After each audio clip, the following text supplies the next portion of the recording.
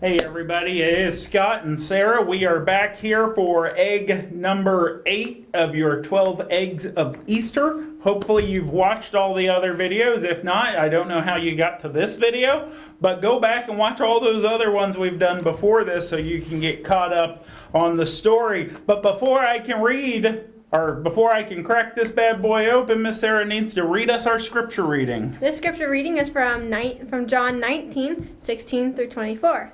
Then he handed him over to be crucified.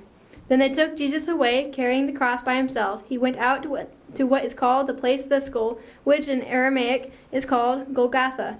There they crucified him, and 2 others with him, one on either side, with Jesus in the middle. Pilate also had a sign made and put on the cross. It said, "Jesus of Nazareth, the King of the Jews." Many of the Jews read this sign because the place where Jesus was crucified was near the city, and it was written in Aramaic, Latin, and Greek.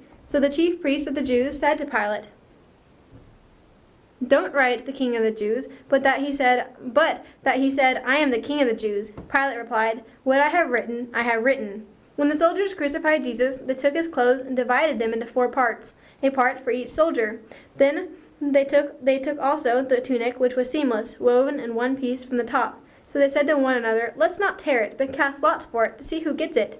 This happened that the scripture might be fulfilled, that says, "They divided my clothes among themselves, and they cast lots for my clothing." This is what the soldiers did. Yes, well, thank you. There's a lot to unpack from that one. Let's see what item we have for egg number 8 here. All right, so we have a cross in the shape of 3 nails. I don't know if you can see those 3 nails that form the cross, but there are 3 nails symbolizing Jesus' crucifixion, where he has the 2 criminals on both sides of him. And you read from that passage all the other stuff that was going on. And so I want to just make sure we all understand the time frame of what's going on here. From the Lord's Supper,